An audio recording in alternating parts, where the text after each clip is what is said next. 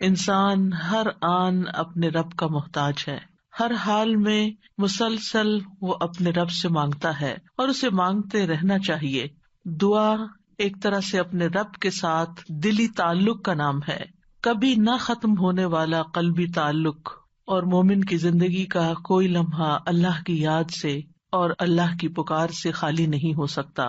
اللہ سبحانہ تعالی دعائیں قبول کرتا ہے، اللہ تعالی ہمارے قریب ہے، وہ ہماری سنتا ہے، وہ ہمارے دل کے اندر اٹھنے والے خیالات تک کو جانتا ہے، وہ ہماری سرگوشیوں اور مناجات کو سنتا ہے، وہ ہماری دعاؤں کو، ہمارے الحاح و زاری کو سنتا ہے۔ لہٰذا اگر ہم یہ چاہتے ہیں کہ ہماری دعائیں قبول ہوں تو ہمیں اصرار کے ساتھ دعا کرنی چاہیے، تکرار کے ساتھ دعا کرنی چاہیے، افتقار کے ساتھ، یعنی اپنی محتاجی ظاہر کرتے ہوئے کہ یا رب ہم محتاج ہیں، ہمیں تیری ضرورت ہے، تو ہمیں عطا فرما، تیرے سوا اور کوئی نہیں جو ہمیں کچھ دے سکتا ہو، اور کوئی نہیں جو ہماری مشکلات حل کر سکتا ہو۔ تو دعا کو جب دعا کے آداب کے ساتھ مانگا جاتا ہے تو دعائیں قبول ہوتی ہیں۔ تو آئیے آج ہم دیکھتے ہیں کہ دعا کے وہ کون سے آداب ہیں جن کی پابندی ہمیں کرنی چاہیے تاکہ اللہ سبحانہ تعالیٰ ہماری دعائیں قبول کر لیں۔ ہر کام کا ایک سلیقہ ہوتا ہے، ایک طریقہ ہوتا ہے، ایک قرینہ ہوتا ہے، ایک ادب ہوتا ہے، مینرز ہوتے ہیں، اور جب کوئی کام صحیح طریقے پر کیا جائے تو وہ صحیح نتائج بھی سامنے لاتا ہے۔ دعا کے آداب میں سے اہم ترین آداب، سب سے پہلے ہم باطنی آداب کی بات کریں گے کہ ہمارے اندر کیا ہونا چاہیے، ہماری سوچ میں کیا ہونا چاہیے۔ تو پہلی چیز ہے اخلاص اور پوری توجہ، یعنی جب بھی ہم اللہ سبحانہ تعالیٰ کی طرف رجوع کریں تو توجہ اور دھیان کے ساتھ کریں، اپنے آپ کو فوکس کریں، پوری یکسوئی کے ساتھ دعا مانگیں۔ ایسے ہی چلتے پھرتے غافل دل کے ساتھ یا سوچ کہیں اور ہے اور منہ سے کچھ اور بول رہے ہیں تو وہ ٹھیک ہے، آپ کی زبان کا ذکر تو ہو جائے گا لیکن دعا کا حق ادا نہیں ہوگا۔ قرآن مجید میں اللہ تعالیٰ فرماتے ہیں وَادْعُوهُ مُخْلِصِينَ لَهُ الدِّينَ، اور اس کے لیے دین کو، عبادت کو خالص کرتے ہوئے اس کو پکارو، یعنی جب اس سے دعا کرو تو پھر اپنے اندر اخلاص پیدا کرو۔ رسول اللہ صلی اللہ علیہ وسلم نے فرمایا اللہ سے قبولیت کے یقین کے ساتھ دعا مانگا کرو کہ اللہ تعالیٰ ضرور قبول کرے گا، اور جان لو کہ اللہ غافل اور لہو و لعب میں مشغول دل کی دعا قبول نہیں فرماتا۔ یعنی اگر آپ توجہ نہیں کرتے اللہ تعالیٰ کی طرف، آپ دھیان نہیں دیتے، آپ کا دل کہیں اور مشغول ہے، صرف زبان سے ہی آپ تکرار کیے چلے جا رہے ہیں تو وہ کافی نہیں، ایسی دعا فائدہ نہیں دے گی۔ دعا کے لیے توجہ ضروری ہے۔ عبد الرحمن بن یزید سے روایت ہے، وہ کہتے ہیں کہ ربیع جمعہ کے دن علقمہ کے پاس آیا کرتے تھے، جب میں وہاں نہ ہوتا تو ان کی طرف پیغام بھیج دیتے۔ تو ایک دفعہ جب وہ آئے میں وہاں نہ تھا تو علقمہ مجھ سے ملے، مجھ سے کہا کیا تم نے دیکھا نہیں کہ ربیع کیا بات کہتے ہیں؟ وہ کہتے ہیں کیا تم دیکھتے نہیں کہ لوگ کتنی زیادہ دعائیں کرتے ہیں اور ان کی کتنی کم قبول ہوتی ہیں؟ یہ اس لیے ہوتا ہے کہ اللہ عز و جل خالص دعاؤں کے علاوہ کوئی اور دعا قبول نہیں کرتا۔ یعنی جب تک آپ خالص ہو کے توجہ کے ساتھ دعا نہیں کرتے تو وہ اپنے ہدف تک نہیں پہنچتی، اس کا مقصد پورا نہیں ہوتا، کیونکہ وہ آپ صرف کہہ رہے ہوتے ہیں، مانگ نہیں رہے ہوتے۔ تو آپ کو مانگنا ہے، اور مانگنے کے لیے عاجزی بھی چاہیے، مانگنے کے لیے دل کی تڑپ بھی چاہیے، اور خلوص بھی چاہیے، اور بار بار کی تکرار بھی چاہیے، اور اصرار بھی چاہیے۔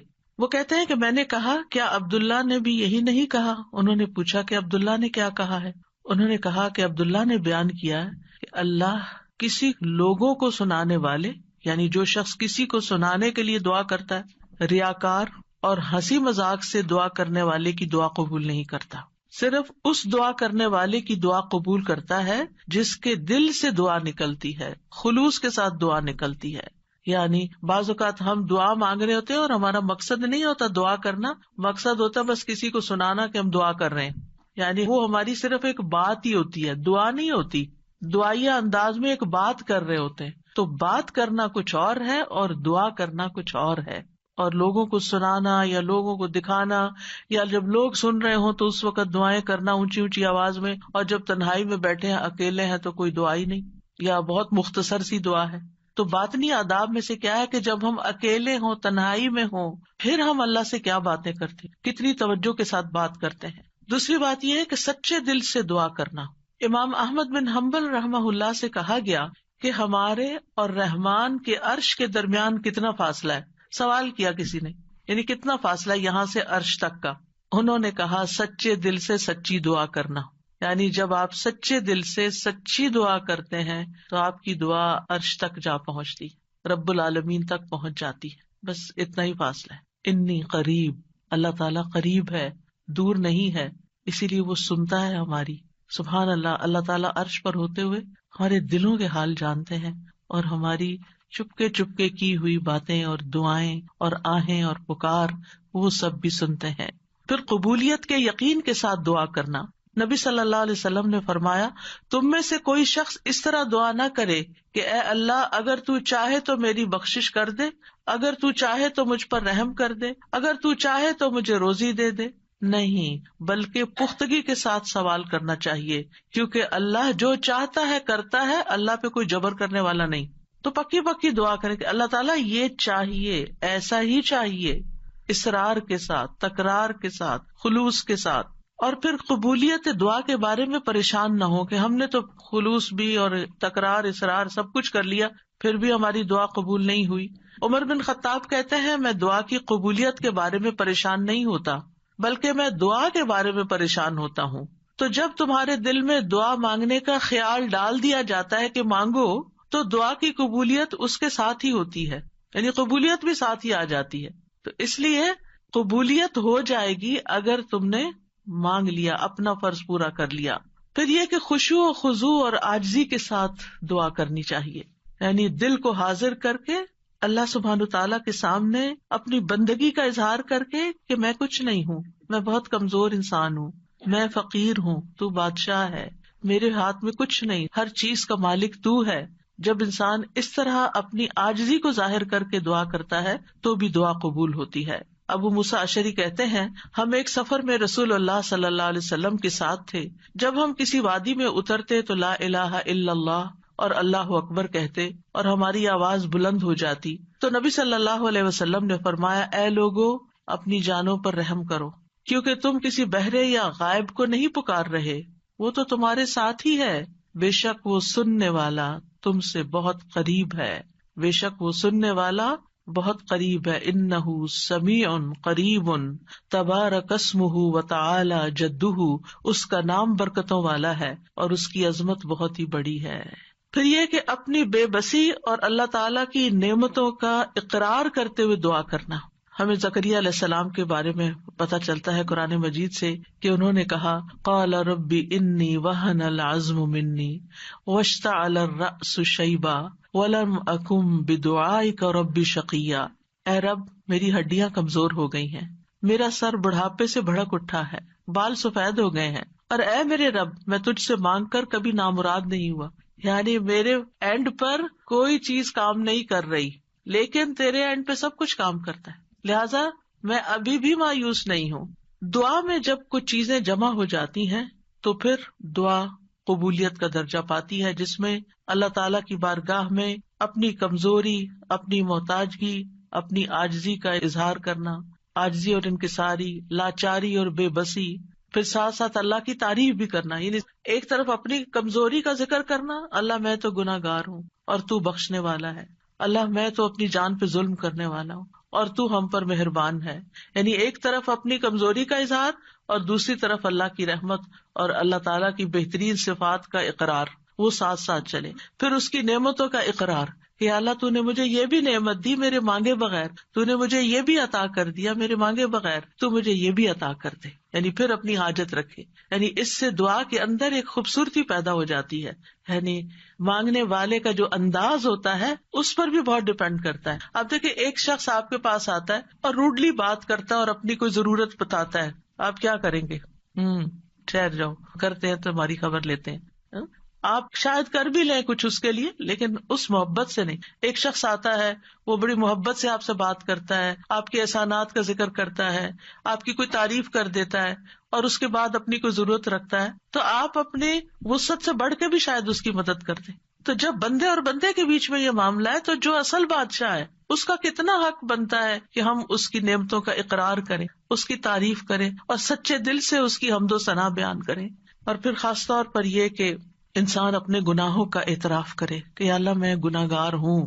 ایک تو ہوتا نا جو اوپر اوپر سے ہم کہتے رہتے ہیں ہم تو بڑے گناہگار ہیں، وہ والا گناہگار نہیں، جو اصلی والا اپنے کسی گناہ کو یاد کر لیں.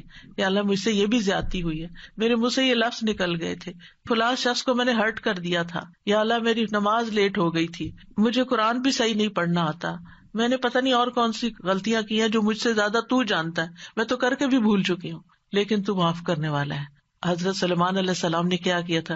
رب اغفر لی وہب لی ملکن لا ينبغی لأحد من بعدی، اے میرے رب مجھے بخش دے. پہلے اپنی بخشش مانگی، گناہوں کا اعتراف کیا، اور پھر اس کے بعد مجھے ایسی بادشاہت عطا کر جو میرے بعد کسی اور کے لیے نہ ہو. تو یہ اقرار بڑا ضروری ہے. فاعترفت بذنبی، اللہ میں اپنے گناہوں کا اعتراف کرتا ہوں. اور پھر آپ دیکھیے گڑ گڑا کے دعا مانگنی چاہیے، تضرعا وخفیہ. سورۃ الاعراف میں آتا ہے ادعوا ربکم تضرعا وخفیہ انہ لا يحب المعتدین. اپنے رب کو گڑ گڑا کے اور خفیہ خفیہ چپ کے پکارو، بے شک وہ حد سے بڑھنے والوں سے محبت نہیں کرتا.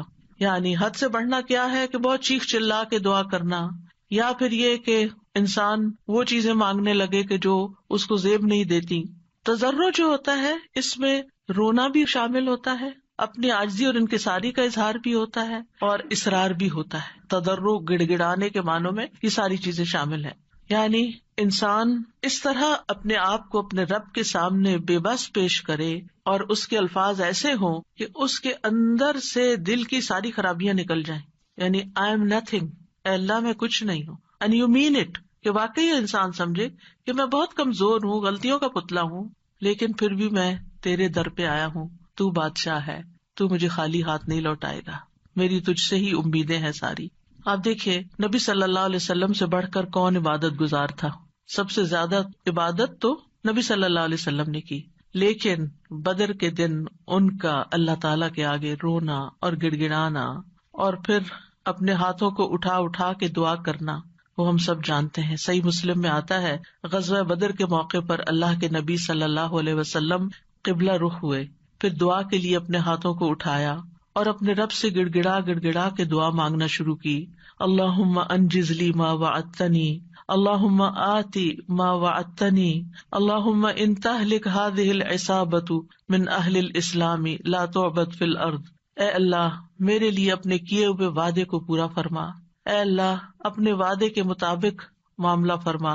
اے اللہ اگر اہل اسلام کی یہ جماعت ہلاک ہو گئی تو زمین پر تیری عبادت نہ کی جائے گی. اور یہ صرف ایک دفعہ جملہ نہیں انہوں نے بولا، بار بار یہی کہتے تھے اللہ اپنے وعدوں کو پورا کر دے، اللہ اپنے وعدے پورے کر دے. آپ صلی اللہ علیہ وسلم برابر اپنے رب سے اپنے ہاتھ دراز کیے ہوئے، ہاتھ اٹھا کے قبلے کی طرف منہ کر کے دعا مانگتے رہے، یہاں تک کہ آپ کی چادر آپ کے شانے سے گر پڑی. یعنی کندھے پہ جو چادر اڑی تھی وہ نیچے گر گئی، یعنی اتنا ہاتھ اٹھایا کہ وہ چادر بھی گر گئی. بس ابو بکر رضی اللہ عنہ آپ کی طرف آئے، آپ کی چادر کو اٹھایا، اسے آپ کے کندھے پہ ڈالا، پھر آپ کے پیچھے سے آپ کو لپٹ گئے اور عرض کیا اللہ کے نبی آپ کی اپنے رب سے دعا کافی ہو چکی، ان قریب وہ آپ سے کیے ہوئے اپنے وعدے کو پورا فرمائے گا. اگر ہم سے کسی نے وعدہ کیا ہو کہ میں تمہارا یہ کام کر دوں گا، اگر ہم سے اللہ نے وعدہ کیا ہو کوئی کہ یہ ہو جائے گا، تو پھر اس کے بعد ہماری دعائیں کتنی ہوگی؟ ہم تو دعا ہی نہیں کریں گے، ہم کہیں گے وہ تو آلریڈی کانٹریکٹ ہو چکا ہے، وعدہ ہو چکا ہے، اب تو ہو ہی جائے گا نا، بس ہو ہی جائے گا، اب کیا فکر، اب ٹکٹ لے لی ہے، ویزا لگ گیا ہے، اب تو عمرے پہ جانا پکا ہو گیا ہے، ہو ہی جائے گا. نہیں، یہ ٹکٹ اور ویزا نہیں لے کے جاتا آپ کو، یہ اللہ کا اذن، اللہ کی طرف سے رحمت، اللہ کی طرف سے عنایت آپ کو لے کے جاتی ہے. اور جب تک آپ اس کے گھر تک پہنچ نہیں جاتے مسلسل دعا کرتے رہیں، مانگ مانگ کے اللہ سے نیکیوں کے موقع لیتے رہیں. کسی بھی موقع پر کوئی بھی نیکی کا کام کرنا ہو، اب مثلاً نماز پڑھنے جا رہے ہیں آپ، تو آپ اللہ تعالیٰ سے دعا کریں، اللہ تعالیٰ نماز تو پڑھنے جا رہی، خوشبو آپ نے ڈالنا ہے، میرا دل آپ نے لگانا ہے، میرے لیے اس نماز کو آنکھوں کی ٹھنڈک آپ نے بنانا ہے، اس نماز میں میری محبت آپ نے ڈالنی ہے. کیونکہ نیکی کے کام بھی فار گرانٹیڈ نہ لیا کریں کہ ہاں ہو جائیں گے، بس یہ تو فرض ہے نا، ادا کر لیں گے، وضو کر لیا نا، جانماز بچھی لی، کیا مشکل ہے، میں چلی جاؤں گی. نہیں، وہاں تک جانے کی توفیق بھی اللہ دیتا ہے، اور اچھا سا کام کرنے کی توفیق بھی اللہ تعالیٰ ہی دیتا ہے. اس لیے اس سے مانگتے رہے، چھوٹی چھوٹی چیزیں، یعنی جو بھی کام کرتے رہے، کھانا پکانے جا رہے ہیں تو دعا کریں یا اللہ بہت اچھا سا بن جائے. کوئی بھی کام، کسی سے کوئی ڈیل کرنے جا رہے ہیں، بازار جا رہے ہیں، کچھ خرید رہے ہیں، کچھ بھی کر رہے ہیں، تو دل میں اللہ تعالیٰ کو پکارتے رہیں، اللہ تعالیٰ سے کنیکشن ڈیولپ کریں، اللہ تعالیٰ سے راز و نیاز کیا کریں، اللہ تعالیٰ کو اپنے دل کے قریب محسوس کیا کریں. قریب و مجیب، وہ قریب بھی ہے، جواب بھی دیتا ہے، دعائیں قبول کرتا ہے. اور پھر چپ کے یہ جو دعاؤں کی قسمیں جو میں نے ذکر کی ہیں ابھی، یہ ساری خفیہ دعائیں، دل میں، دائیں بائیں کسی کو نہیں پتا آپ کیا کر رہے ہیں، لیکن مانگتے چلے جائیں. زکریا علیہ السلام کے بارے میں اللہ تعالیٰ نے خاص طور پہ فرمایا، ذکر رحمت ربک عبدہ زکریا اذ نادى ربہ نداء خفیا. یہ آپ کے رب کی اس رحمت کا ذکر ہے جو اس نے اپنے بندے زکریا پر کی جب اس نے اپنے رب کو چپ کے پکارا. چپ کے کسی کو نہیں پتا کیا مانگ رہے ہیں. اللہ تعالیٰ نے قرآن میں کھول دیا کیا مانگا، کیسے مانگا، سب کچھ ہمیں بتا دیا.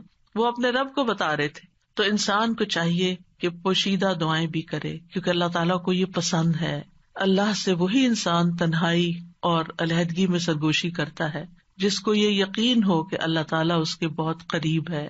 حسن بن ابی حسن کہتے ہیں کہ ہم نے اپنے زمانے میں ایسے لوگ پائے جو اپنے نیک اعمال میں سے جس عمل کو مخفی رکھنے پر قدرت رکھتے اس کو اتنا مخفی رکھتے کہ کسی کو پتہ نہیں چلتا تھا. چھپا کے عمل کیا کرتے تھے، اور دعا بھی اس میں سے ایک ہے. یعنی آپ دعا کریں چپ کے چھپا کے، صرف اپنے رب کے ساتھ شیئر کریں. آپ دیکھیں آپ اپنے سیکریٹس کس کے ساتھ شیئر کرتے ہیں؟ جس سے آپ کو سب سے زیادہ محبت ہوتی ہے، جو آپ کے سب سے زیادہ قریب ہوتا ہے، صرف فزیکلی نہیں، جو آپ کے دل کے قریب ہوتا ہے. تو اللہ سے بڑھ کر ہمارے دل کے قریب کون ہو سکتا ہے؟ اور اللہ سے بڑھ کر ہمیں محبت کس سے ہونی چاہیے؟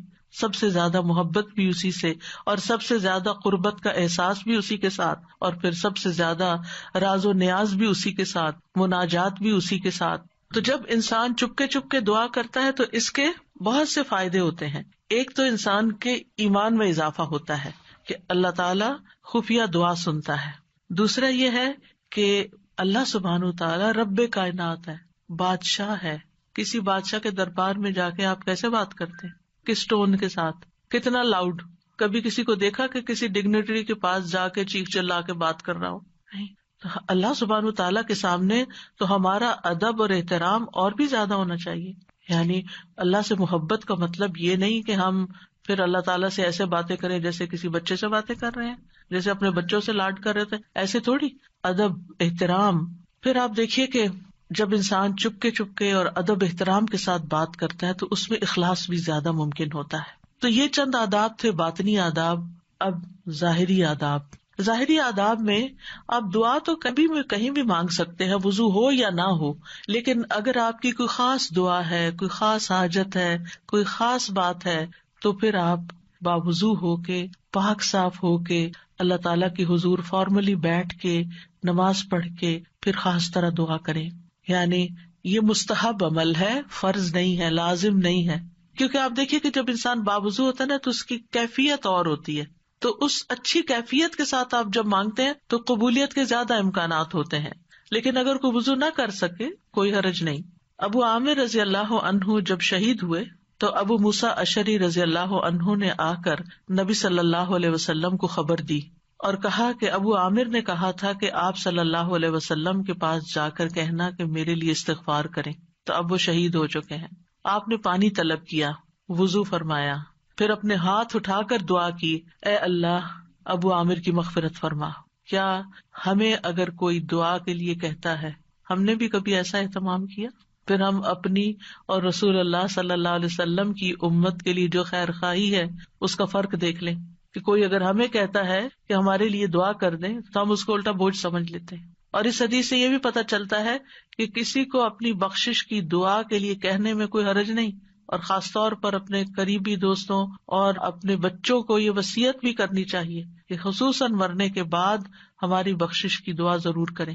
سب سے بہترین تحفہ جو ہم کسی میت کو بھیج سکتے ہیں وہ اس کے لیے دل سے کی ہوئی بخشش کی دعا ہے. آج کل تو بس ایک رواج چل پڑا ہے کہ کوئی فوت ہوتا ہے گروپ میں ڈال دیتے ہیں اور سارے اٹھا کے کٹ پیسٹ کر کے دعائیں پیسٹ کرتے جاتے ہیں اور فارغ ہو جاتے ہیں، اور بیٹھ کے آرام سے سکون سے توجہ سے دعا نہیں کرتے کہ جانے والے کو اس وقت پتہ نہیں کیسی ضرورت ہوگی ہماری دعا کی.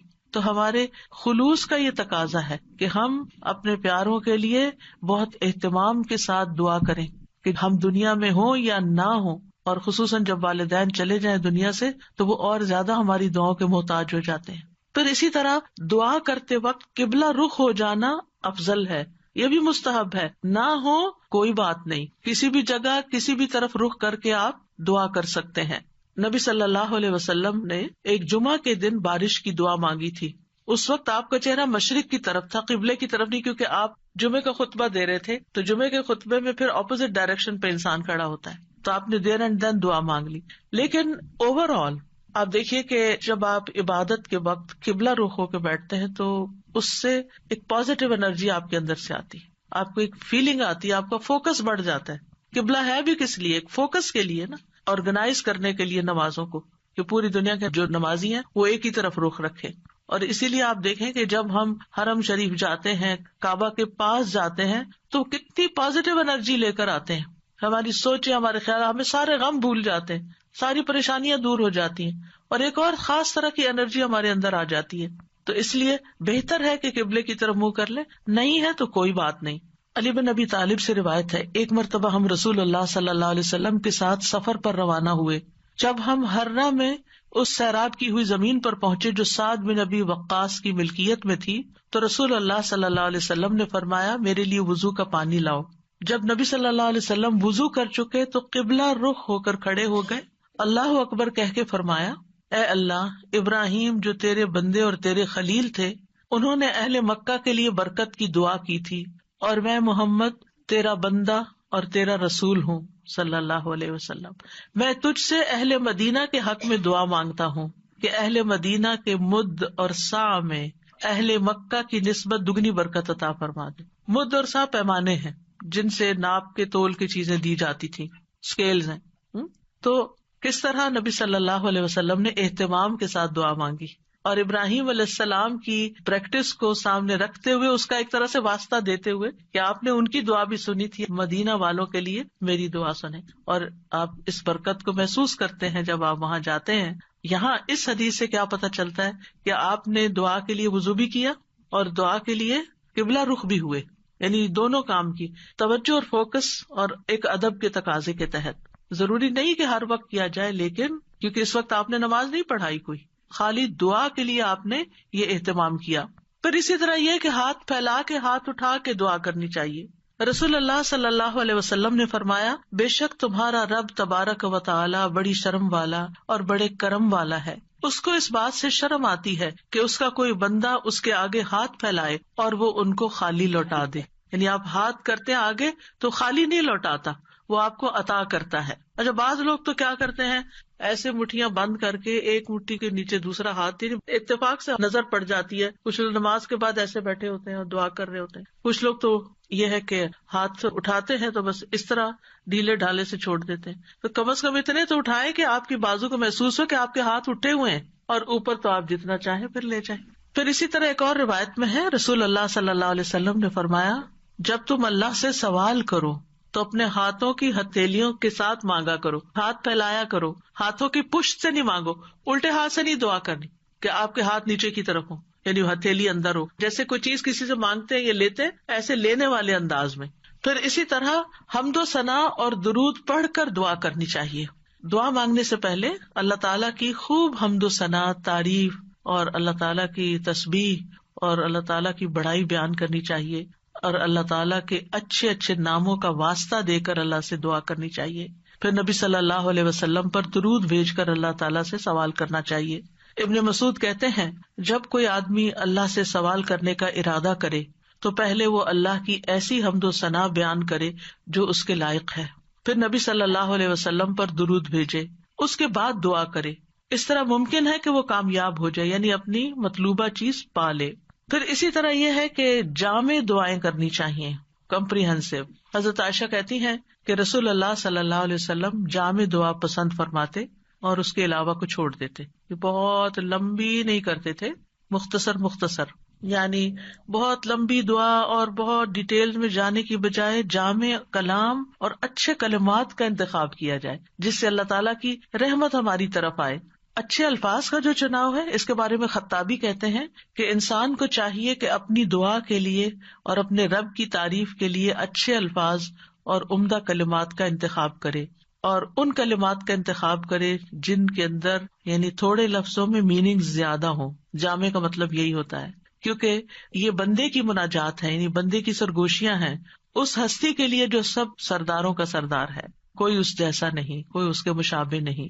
آپ دیکھیے کہ جب آپ کسی ایسے شخص کو کچھ نوٹ بھیجتے ہیں، چاہے وائس نوٹ ہو چاہے لکھ کر بھیجیں، جس کا آپ احترام کرتے ہوں، جس کو کوئی اہمیت دیتے ہوں، تو آپ کس طرح بات کرتے ہیں؟ کون سے الفاظ استعمال کرتے ہیں؟ سب سے اچھے الفاظ استعمال کرتے ہیں، خوبصورت انداز میں بات کرتے ہیں. اور اگر آپ کو اپنی بات پسند نہ آئے تو آپ کیا کرتے ہیں؟ میسج ڈیلیٹ کرتے، تو یہ ٹھیک نہیں ہے، دوبارہ کرتے ہیں اور ایسے انداز میں بات کرتے ہیں کہ دوسرے کو سمجھ آ جائے. تو اللہ سبحانہ تعالیٰ سے ہم اس طرح بات کریں کہ جو خوبصورت الفاظ پر مبنی ہو، الفاظ کا چناؤ بھی اچھا ہو، لیکن اس چناؤ میں تصنع نہیں ہو، آرٹیفیشلٹی نہیں ہو، تکلف نہیں ہو، یہ پسند نہیں کیا گیا. ابن عباس کہتے ہیں کہ دعا میں قافیہ بندی سے پرہیز کرنا، یعنی پوئٹری نہیں بنا لے دعا کو، کیونکہ میں نے رسول اللہ صلی اللہ علیہ وسلم اور آپ کے صحابہ کو پایا کہ وہ ہمیشہ اس سے اجتناب کرتے تھے. پھر اسی طرح دعا میں مبالغے سے پرہیز کرنا چاہیے. رسول اللہ صلی اللہ علیہ وسلم نے فرمایا ان قریب اس امت میں ایسے لوگ آئیں گے جو طہارت اور دعا میں مبالغہ کریں گے.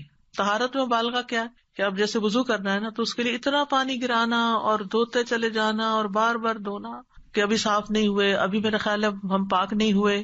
نہیں، اس میں انسان کو اعتدال اختیار کرنا چاہیے. نبی صلی اللہ علیہ وسلم تھوڑے سے پانی سے پورا وضو کر لیا کرتے تھے.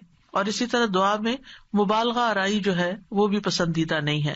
پھر اپنے گناہوں کا اعتراف کر کے توبہ استغفار کر کے دعا کرے. نبی صلی اللہ علیہ وسلم نے فرمایا ایک بندے نے گناہ کیا اور کہا اے میرے رب میں نے گناہ کیا تو مجھے بخش دے. اس کے رب نے فرمایا کیا میرا بندہ جانتا ہے کہ اس کا کوئی رب ہے اور گناہ کی وجہ سے سزا بھی دیتا ہے؟ میں نے اپنے بندے کو بخش دیا، کیونکہ میرے بندے کا یہ یقین تھا کہ میرا رب بخشش فرمانے والا ہے، اسی لیے وہ میرے پاس آیا ہے بخشش مانگنے کے لیے، تو میں نے اس کو بخش دیا. دعا کرنے والے کو پہلے اپنے لیے دعا کرنی چاہیے، پھر اپنے قریب والوں کے لیے، پھر دور والوں کے لیے. جیسے قرآن مجید میں آتا ہے ابراہیم علیہ السلام کی دعا ربنا اغفر لی ولوالدی وللمؤمنین یوم یقوم الحساب. اللہ مجھے بخش دے، میرے والدین کو بخش دے اور سارے مومنوں کو بخش دے قیامت کے دن.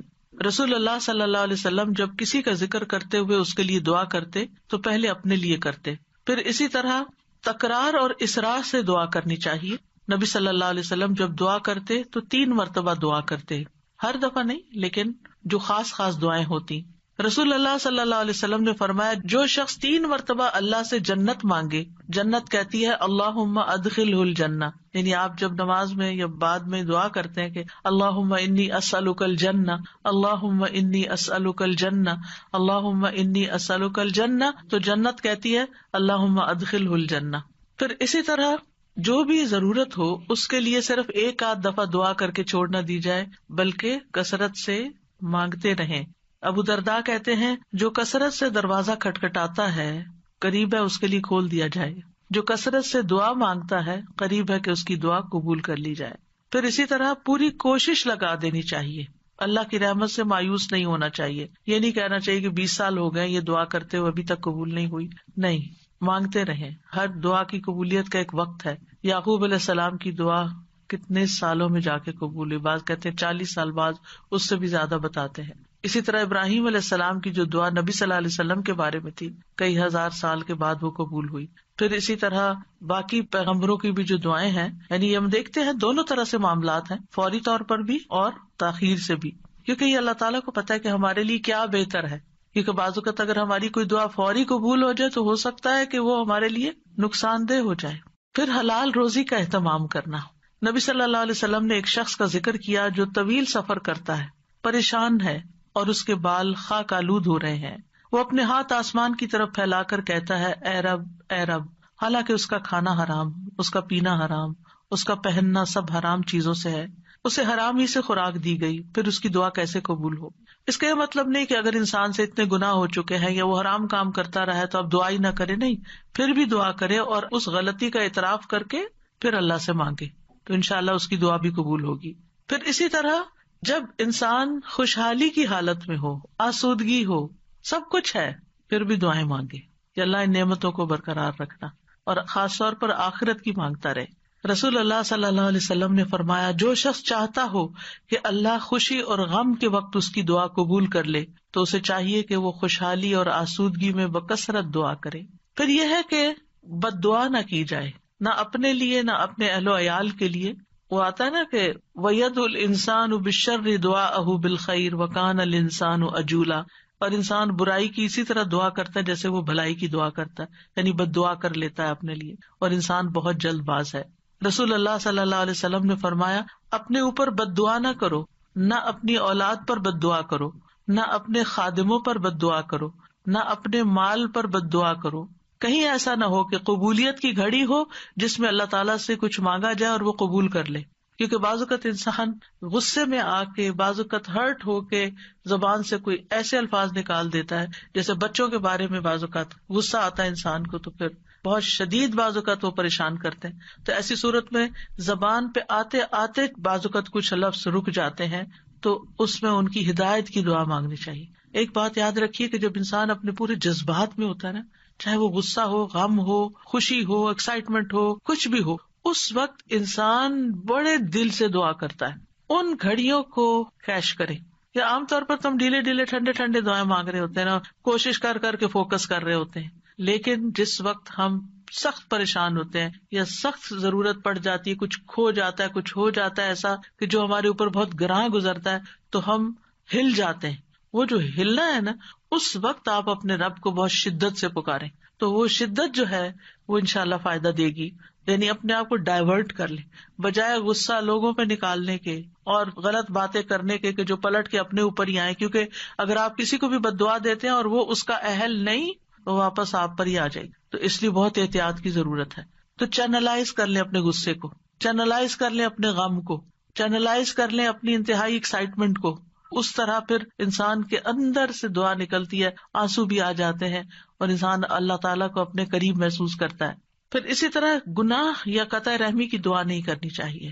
یعنی گناہ تو یہ ہے کہ انسان کسی غلط کام کا سودا کر رہا ہے اور اس کے لیے دعا کرے اور آپ سے بھی کہے کہ آپ دعا کریں، حالانکہ وہ غلط کام کرنے چاہ رہا ہے، تو اس کے لیے دعا نہیں کرنی چاہیے. دوسرا یہ ہے کہ قطع رحمی نہ ہو. قطع رحمی کیا ہوتی ہے کہ مثلاً کوئی کہے اپنے کسی بچے کے بارے میں، یا اللہ اس کو میری آنکھوں سے دور کر دے، اس قسم کی دعائیں نہیں کرنی چاہیے. یہ بددعا میں شامل ہو جاتی ہے. اور جلد بازی نہیں کرنی چاہیے کہ بس فوراً ابھی قبول ہونی تو میں تو آئندہ دعا نہیں کروں گی. اب آپ دیکھیے کہ دعا کے معاملے میں ایک اور چیز بھی ہے، اور وہ ہے دعا میں وسیلہ اختیار کرنا. تو دعا میں کچھ وسیلے جائز ہیں، کچھ جائز نہیں. جائز وسیلے کیا ہیں؟ نمبر 1، اسماء حسنی کو وسیلہ بنا کے دعا کرنا. قرآن مجید میں آتا ہے وَلِلَّهِ الْأَسْمَاءُ الْحُسْنَى فَادْعُوهُ بِهَا، اور سب اچھے نام اللہ ہی کے ہیں، سو اسے ان کے ساتھ پکارو، اچھے ناموں کے ساتھ. مثلا ہم یہ کہیں کہ یا حی یا قیوم برحمتک استغیث، اب یہاں اللہ کے ناموں کو وسیلہ بنایا اور رحمت مانگی. یا ذا الجلال والاکرام، یا من بیدہ ملکوت السماوات والارض، یا رب ربنا، یا رب العالمین، یا ارحم الراحمین، یا اللہ یا رحمان یا رحیم، یا اللہ یا کریم، یا وہاب. رزق مانگنا تو یا رزاق. اس طرح اللہ تعالیٰ کے ناموں کو وسیلہ بنا کے آپ دعا کر سکتے ہیں. کچھ تو وہ نام ہے جن میں اسم اعظم بھی ہے، اور نبی صلی اللہ علیہ وسلم نے ان ناموں کے ساتھ دعا کی ہے جو مشہور یا حیّ یا قیوم وغیرہ. لیکن یہ ہے کہ چونکہ ایک عمومی ہدایت ہے کہ اللہ کے ناموں کے ساتھ دعا کی جائے، تو کسی بھی نام کو جو آپ کو بہت اچھا لگتا ہے، اللہ تعالیٰ کی کوئی بھی پیاری صفت، اس کے ساتھ اللہ کو پکار کے آپ اللہ تعالیٰ سے دعا کریں. کیونکہ یہ بھی ایک محبت کا اظہار ہوتا ہے نا، جس سے آپ محبت کرتے ہیں اس کے آپ ہر نام سے ہی پیار کرتے ہیں، بلکہ نئے نئے نام رکھتے رہتے ہیں. یا قریب یا مجیب بھی کہہ سکتے ہیں. پھر فرشتے بھی آپ دیکھیں کہ اللہ کے ناموں کو وسیلہ بنا کر دعا کرتے ہیں.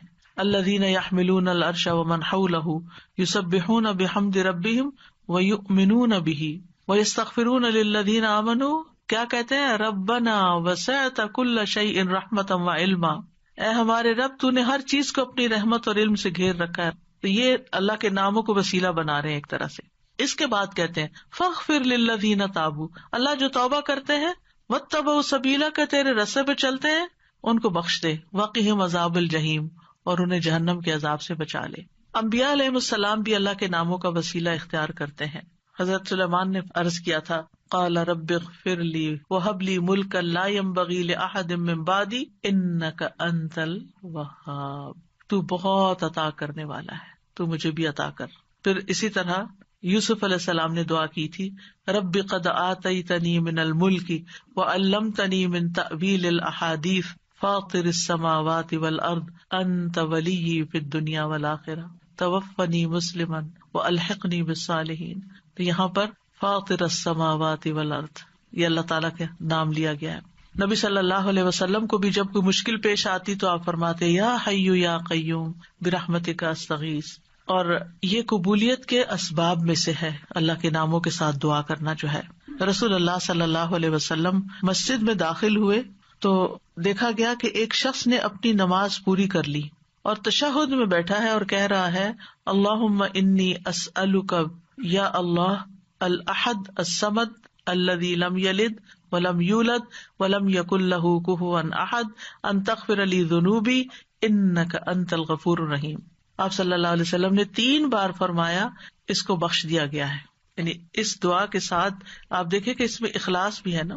یا اللہ الاحد الصمد الذی لم یلد ولم یولد ولم یکن لہ کفوا احد. یہ سورۃ اخلاص کا حصہ ہے. ان تغفر لی ذنوبی، میں توحید خالص کا اقرار کر کے اپنے گناہوں کی معافی مانگتا ہوں. پھر یا ذی الجلال والاکرام کو لازم پکڑ لینا چاہیے. نبی صلی اللہ علیہ وسلم نے فرمایا ان ناموں کے ساتھ چمٹے رہو، یعنی روزانہ ان ناموں کے ساتھ اللہ تعالیٰ سے دعا کرنی چاہیے.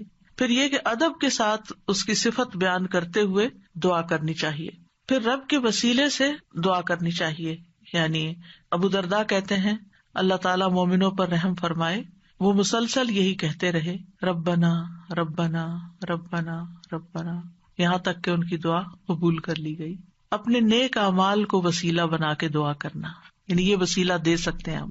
اور اس کی دلیل وہ غار والے ہیں جو غار میں پھنس گئے تھے 3 لوگ، انہوں نے اپنے اپنے نیک عمل کو وسیلہ بنا کر دعا کی تو غار کے دروازے یا دھانے سے بھاری پتھر ہٹ گیا جو 3 لوگ مل کے بھی ہٹا نہیں پا رہے تھے. پھر اپنے ایمان لانے کو وسیلہ بنا سکتے ہیں. الذین یقولون ربنا اننا آمنا فاغفر لنا ذنوبنا وقنا عذاب النار. جو لوگ کہتے ہیں اے ہمارے رب بے شک ہم ایمان لے آئے تو ہمارے لیے ہمارے گناہوں کو بخش دے، یعنی ہمارے ایمان کی وجہ سے ہمارے گناہوں کو بخش دے اور ہمیں آگ کے عذاب سے بچا لے. پھر زندہ نیک لوگوں کی دعا کے ساتھ وسیلہ پکڑنا، یعنی ان سے دعا کروانا. نیک لوگوں میں سے اگر کوئی آدمی زندہ ہے، آپ کے والدین ہیں، سارا وقت عبادت میں لگے رہتے ہیں، کوئی غیبت چگلی نہیں کرتے ادھر ادھر، نانا نانی دادا دادی بزرگ ہو جاتے ہیں نا، یا والدین بھی بزرگ آپ کے پاس ہیں اور آپ دیکھتے کہ سارا دن یا وہ تسبیح کر رہے ہیں یا وہ قرآن پڑھ رہے ہیں یا وہ نمازیں پڑھ رہے ہیں اور عمر کے اس حصے میں پہنچ گئے ہیں کہ اب وہ کوئی برا کام نہیں کرتے، تو ان سے بھی خاص دعا کروانی چاہیے. یعنی ان کے پاس جا کر کہنا آپ ہمارے لیے دعا کریں یا ان سے دعا کروائیں، تو یہ دراصل آپ ان کا وسیلہ پکڑ رہے ہیں ایک طرح سے، یہ بھی وسیلہ ہے. مثلاً آپ کہہ سکتے ہیں کہ آپ میرے لیے دعا کریں اللہ تعالیٰ مجھے بخش دے، یا اگر رزق کا معاملہ ہے تو رزق یا شفا چاہیے تو اللہ تعالیٰ سے دعا کریں اللہ تعالیٰ میری بیماری دور کر دے، یا جو بھی کوئی مسئلہ ہو. یا اسی طرح یہ کہ اگر بارش نہیں برس رہی ہے اور کوئی لوگوں کے لیے پرابلم ہو رہی ہے تو ان سے کہہ سکتے ہیں کہ وہ بھی خاص دعا کریں. حضرت عمر رضی اللہ عنہ جو تھے رسول اللہ صلی اللہ علیہ وسلم کے چچا عباس کی دعا کو انہوں نے وسیلہ بنایا تھا. انس بن مالک کہتے ہیں جب کبھی عمر رضی اللہ عنہ کے زمانے میں قحط پڑتا تو عمر رضی اللہ عنہ عباس بن عبد المطلب کے وسیلے سے دعا کرتے تھے اور فرماتے اے اللہ پہلے ہم تیرے پاس اپنے نبی کا وسیلہ لایا کرتے تھے تو پانی برساتا تھا، اب ہم اپنے نبی کے چچا کو وسیلہ بناتے ہیں تو ہم پر پانی برسا، یعنی ان سے بھی دعا کرواتے. تو انس رضی اللہ عنہ کہتے ہیں چنانچہ انہوں نے ایک دفعہ ایسے کیا تو خوب بارش برس پڑی.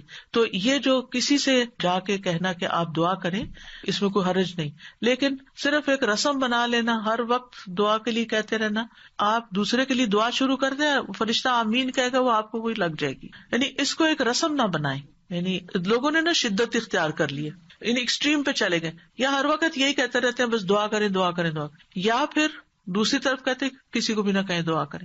یہ دونوں چیزیں ٹھیک نہیں، اعتدال میں رہیں. ایک عورت اپنے بچے کو لے کر نبی صلی اللہ علیہ وسلم کی خدمت میں حاضر ہوئی اور عرض کیا اے اللہ کے نبی اس کے حق میں اللہ سے دعا کیجیے اور میں 3 بچوں کو دفن کر چکی ہوں، یعنی اس سے پہلے میرے 3 بچے فوت ہو چکے ہیں، آپ اس کے لیے دعا کیجیے. آپ نے پوچھا تم نے 3 بچوں کو دفن کیا ہے؟ اس نے کہا ہاں. آپ نے فرمایا تم نے پھر جہنم سے ایک مضبوط بندش باندھ لی ہے، یعنی اللہ تعالیٰ تمہارے لیے ان بچوں کی وجہ سے آگ سے تمہیں بچا لے گا. تو یہ دعا کا ایک طرح سے وسیلہ بن گیا. اب کچھ وسیلے ناجائز بھی ہیں تو ان کا بھی پتہ ہونا چاہیے. ان میں سے فوت شدہ نیک آدمی کو وسیلہ بنانا، اس کی ممانعت ہے. کیوں؟ اس لیے کہ وہ نہیں ہماری باتیں سنتے، وہ ہمارا حال نہیں جانتے. قرآن مجید میں سورۃ فاطر میں آتا ہے والذین تدعون من دونہ ما یملکون من قطمیر ان تدعوہم لا يسمعوا دعاءکم ولو سمعوا ما استجابوا لکم ویوم القیامۃ یکفرون بشرککم ولا ینبئک مثل خبیر. اور وہ جنہیں تم اس کے سوا پکارتے ہو وہ کھجور کی گٹلی کے چھلکے کے مالک بھی نہیں ہے. کتنی باریک سی، آپ رمضان آ رہا ہے نا تو کھجوریں کھائیں گے تو وہ چھلکا ضرور اتار کے دیکھیں کہ کیا چیز ہو، ہاتھ سے مسل دے تو نظر بھی نہیں آتا. یعنی اللہ کے سوا کوئی اتنی چیز کا بھی اصل مالک نہیں ہے. یہ ہم مانتے ہیں ہمارے پاس جو کچھ اللہ نے ہمیں دے رکھا ہے. فرمایا اگر تم انہیں پکارو تو وہ تمہاری پکار سنتے ہی نہیں. یہ جو لوگوں نے ایک ڈھنگ بنا رکھا ہے نا، بزرگوں کی قبروں پہ جا کر ان سے کہتے ہیں آپ ہمارے لیے دعا کریں، بھی وہ فوت ہو چکے ہیں، وہ کیسے سن سکتے ہیں؟ آپ کو اگر کوئی بے ہوش کر دے تو آپ کو کوئی بات نہیں سنائی دیتی، آپ سوئے پڑے ہو تو آپ کو سنائی نہیں دیتی، تو آپ فوت ہو کے کیسے کسی کی باتیں سننا شروع ہو گئے؟ اور اگر وہ سن بھی لیں تو تمہیں جواب نہیں دے سکتے. اگر وہ سن لیں، اللہ چاہے تو کسی کو بھی سنوا سکتا ہے. اور خاص طور پر جب میت کا حساب کتاب ہو رہا ہوتا ہے شروع میں، تو اس وقت وہ جوتوں کی چاپ وغیرہ سنتا ہے.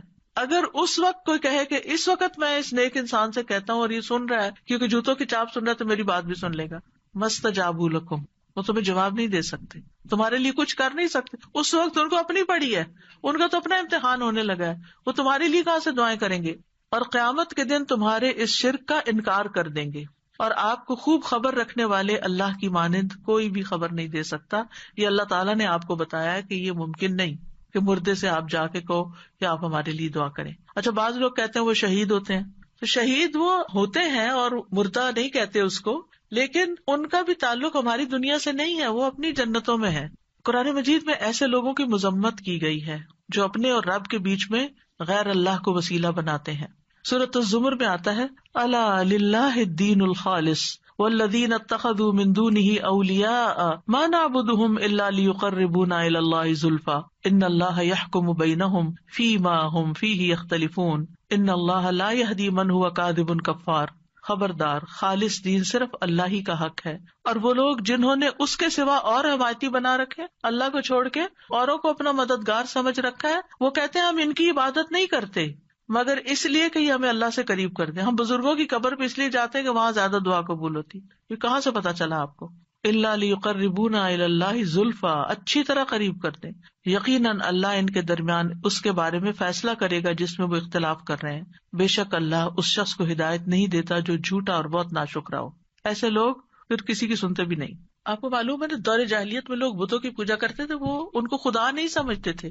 وہ کہتے تھے یہ خدا کے اوتار ہیں اور ہم یہ سمجھتے ہیں کہ ان کی سفارش سنی جاتی. اور وہ بت کن کے ہوتے تھے؟ پاسٹ کے نیک لوگوں کے، جیسے قوم نوح نے بت بنا لیے تھے. لیکن یاد رکھیے جو آیت ہم ریپیٹڈلی ہر روز سنتے ہیں اور ہر روز اس کا معنی جانتے ہیں، اس میں وَإِذَا سَأَلَكَ عِبَادِي عَنِّي وَإِنِّي قَرِيبٌ، کوئی واسطہ وسیلہ بیچ میں نہیں. میں خود اپنے بندے کے قریب ہوں، کسی اور کو بیچ میں لانے کی کیا ضرورت ہے؟ ڈائریکٹ اس کو پکارے. جیسے آپ اپنا کیس خود پیش کر سکتے ہیں، کوئی اور نہیں آپ کے لیے کر سکتا. جو چوٹ آپ کو لگی ہوئی ہے، جو غم آپ کے دل میں ہے، وہ کسی اور نے نہیں ایکسپیرینس کیا. لہٰذا اس دکھی ٹوٹے دل کے ساتھ جب اللہ سے مانگیں گے تو کیوں نہیں سنے گا؟ ضرور سنے گا. اب دعا کی قبولیت کے کچھ اوقات. اگرچہ انسان ہر وقت دعا کر سکتا ہے، لیکن کچھ ٹائم دوسرے ٹائمز کی نسبت زیادہ قبولیت والے ہوتے ہیں، جن میں سب سے پہلے آذان. حدیث میں آتا ہے آذان اور اقامت کے درمیان دعا رد نہیں کی جاتی، لیکن پہلے آپ اذان کا جواب دیں، اذان کے بعد والی دعا پڑھیں، درود پڑھیں اور پھر مانگیں، قبول ہو جائے گی. پھر فرض نمازوں کے بعد، سبحان اللہ، ہر روز 5 دفعہ فرض نماز ادا کرتے ہیں، اس کے فوراً بعد دعا قبول ہوتی ہے. ابو امامہ کہتے ہیں رسول اللہ صلی اللہ علیہ وسلم سے پوچھا گیا کون سی دعا زیادہ قبول ہوتی ہے؟ آپ نے فرمایا رات کے آخری حصے میں اور فرض نمازوں کے بعد مانگی جانے والی دعا. اس میں دونوں طریقے سے آپ مانگ سکتے ہیں. ایک سلام پھیرنے سے پہلے جہاں رب جعلنی پڑھتے ہیں وہاں بھی اپنی دعائیں مانگ سکتے ہیں, اور دوسرے سلام کے بعد بھی یاد آئے تو اس وقت بھی مانگ سکتے ہیں. پھر دوران سجدہ رسول اللہ صلی اللہ علیہ وسلم نے فرمایا جہاں تک سجدے کا تعلق ہے تو اس میں خوب دعا کرو, یہ دعا اس لائق ہے کہ تمہارے حق میں قبول کی جائے. اور سجدے کی حالت میں انسان اللہ کے بہت قریب ہوتا ہے, تو اس وقت خوب دعا کرنی چاہیے. کئی لوگوں کا سوال ہوتا ہے کہ کیا اس میں قرآنی دعا کر سکتے ہیں؟ جی, ایز اے دعا آپ کر رہے ہیں تو قرآن کے الفاظ بھی ہو تو پڑھ سکتے ہیں. ہاں, تلاوت نہیں کر سکتے لیکن دعا کر سکتے ہیں, مسنون دعائیں بھی کر سکتے ہیں. اپنی زبان میں نہیں باتیں کر سکتے وہاں, الا یہ کہ آپ نماز کے بعد کسی وقت دل چاہے اور آپ سجدے میں پڑھ کے اپنے دل کی باتیں کریں. پھر رات کا آخری حصہ, فجر کی اذان سے پہلے کا وقت, نبی صلی اللہ علیہ وسلم نے فرمایا تمام اوقات سے زیادہ بندہ پچھلی رات میں رب کے سب سے زیادہ قریب ہوتا ہے. بس اگر تم سے ہو سکے تو تم اس گھڑی کو یاد کرنے والوں میں سے بن جاؤ, تو ضرور بن جاؤ. یعنی اس وقت تم ضرور اللہ کو یاد کرو, اس وقت دعائیں کرو. پھر جمعہ کے دن ایک خاص گھڑی, ابو ہریرہ روایت کرتے ہیں رضی اللہ عنہ کہ رسول اللہ صلی اللہ علیہ وسلم نے جمعہ کے دن کا تذکرہ کیا. آپ نے فرمایا اس میں ایک گھڑی ایسی ہے کہ کوئی مسلمان بندہ نماز پڑھتے ہوئے اللہ سے جو بھی مانگتا ہے اسے ضرور عطا کر دیا جاتا ہے. اب یہ کون سی گھڑی ہے, اس کے بارے میں ایک تو یہ اوپینین ہے کہ دن کا کوئی بھی حصہ ہو سکتا ہے. دوسرا یہ ہے کہ امام جب خطبے کے لیے ممبر پر آ جاتا ہے. پھر ایک یہ کہ عصر کے بعد سے لے کے مغرب کے بیچ میں آتی ہے. پھر لیلۃ القدر میں دعا کرنا. عرفہ کے دن حاجیوں کے لیے, عرفہ کا دن ہم بھی کر لیں تو کیا حرج ہے, اگر ان کی سنی جا رہی تو رب ہماری بھی سن رہا ہے. لیکن وہ تو چونکہ مشقت اٹھا کے وہاں پہنچے ہیں تو اس لیے وہ زیادہ قریب ہیں. نبی صلی اللہ علیہ وسلم نے فرمایا بہترین دعا وہ ہے جو عرفہ کے دن مانگی جائے. حضرت عائشہ کہتی ہے کہ رسول اللہ صلی اللہ علیہ وسلم نے فرمایا اللہ عرفہ کے دن سے زیادہ کسی دن اپنے بندوں کو آگ سے آزاد نہیں کرتا, اور اللہ اپنے بندوں کے قریب ہوتا ہے. پھر فرشتوں کے سامنے اپنے بندوں پر فخر فرماتے ہوئے کہتا ہے یہ سارے بندے کیوں آئے ہیں یہاں, گھر بار چھوڑ کے, مال خرچ کر کے, اتنی تکلیف اٹھا کے یہاں کس لیے جمع ہے. تو ہم سب جانتے ہیں کہ آج کیوں کرتے ہیں کہ اللہ تعالیٰ ہمیں بخش دے اور ہم سے راضی ہو جائے اور ہمارا فرض بھی ادا ہو جائے. پھر اسی طرح بارش کے وقت کی دعا, یعنی جب بارش ہو رہی ہے, اور آپ لوگ بڑے خوش قسمت ہیں کہ یہاں اکثر بارش ہوتی رہتی ہے, برف بھی پڑتی ہے, تو اس وقت پریشان ہونے کی بجائے دعا کرنا شروع کر دیا کریں. آپ ڈرائیونگ کر رہے ہیں, بارش برسنا شروع ہو گئی, دعائیں شروع کر دیں. پھر مصیبت کے وقت, جس سے پہلے بھی میں نے عرض کیا نا کہ جب انسان جذبات کی پیک پہ ہوتا ہے تو اس وقت اس کے الفاظ اور ہی طرح کے ہوتے ہیں. رسول اللہ صلی اللہ علیہ وسلم نے فرمایا اگر مسلمان پر کوئی مصیبت